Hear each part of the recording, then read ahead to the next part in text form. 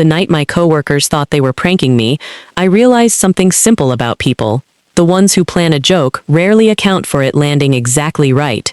My name's Marcus, 34, and I'd been single for almost 3 years, ever since a relationship that ended with more paperwork than feeling.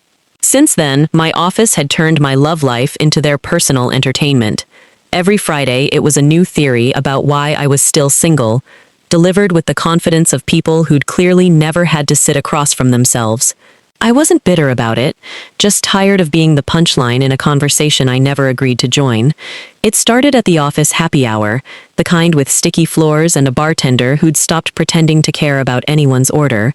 My coworker Jared had one too many and decided the night's entertainment would be setting me up with someone from his fiancé's friend group, a woman named Claire who worked at the same hospital where his fiancé was a resident.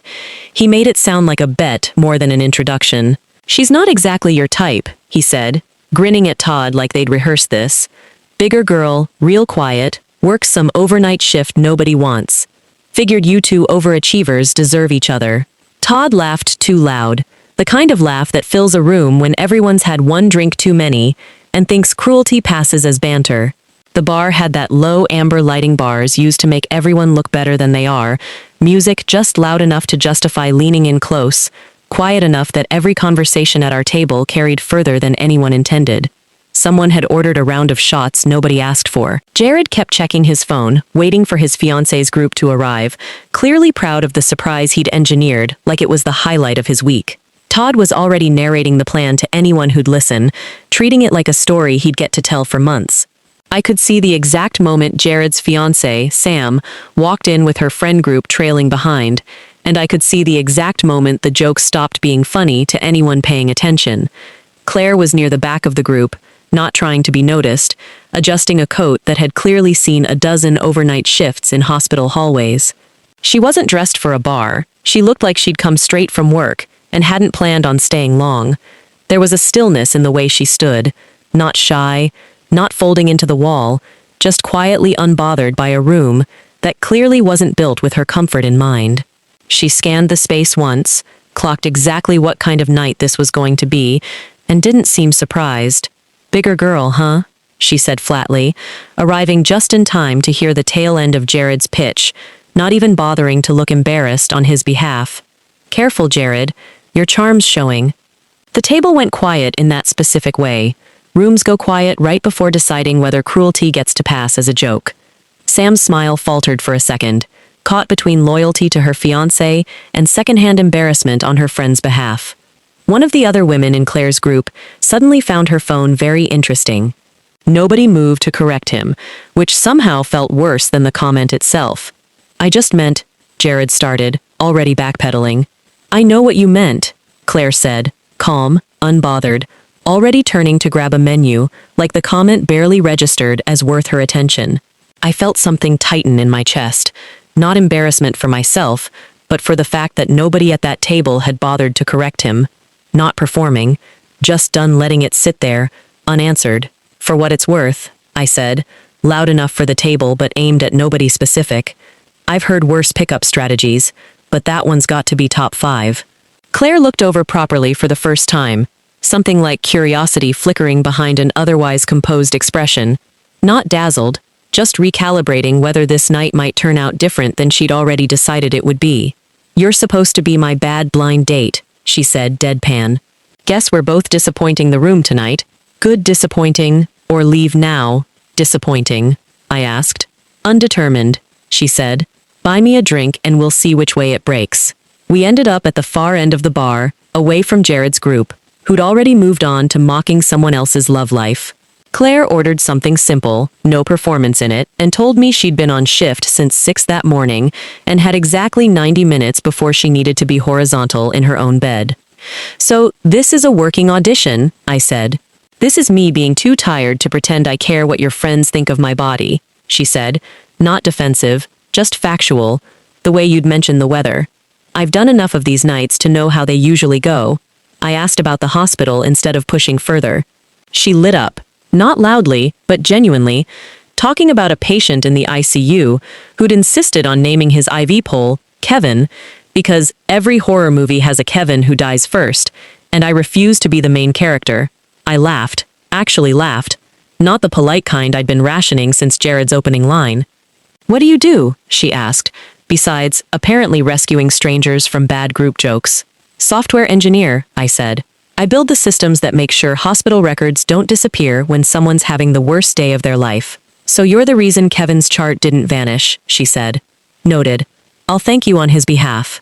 We talked for almost an hour, her 90-minute window quietly stretching without either of us mentioning it. She had strong opinions about hospital bureaucracy, about how administrators confused efficiency with cruelty, about a supervisor who kept scheduling her for back-to-back overnights because she never complains.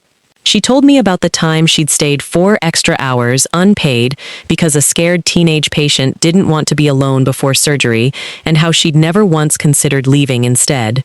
She talked about her old apartment building, about a cat she'd been unofficially feeding on the fire escape for 2 years, about a book club she kept meaning to actually attend instead of just paying the membership fee out of guilt.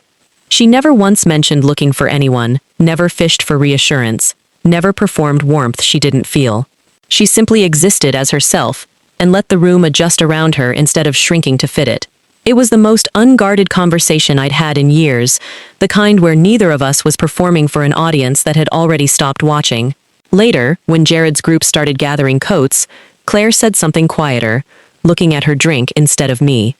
"You know, my mom used to get comments like that too, growing up. People assuming her size meant something about her worth, her options, what she deserved. She used to tell me, 'Let them talk, the right person isn't in the room making the joke.'" She paused. Took me a long time to actually believe that instead of just repeating it.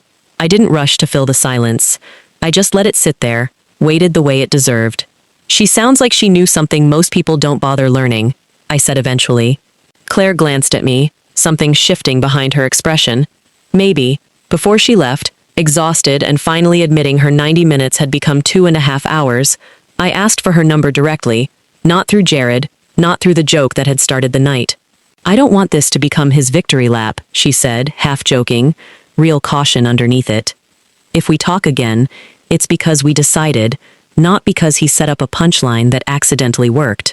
"Deal," I said. "Our terms. He doesn't get to tell this story." 2 weeks later, we met at a 24-hour diner near the hospital, her choice, since her schedule made anything else nearly impossible. She showed me a photo of Kevin the IV pole, now decorated with a hospital ID badge some nurse had made for him as a joke.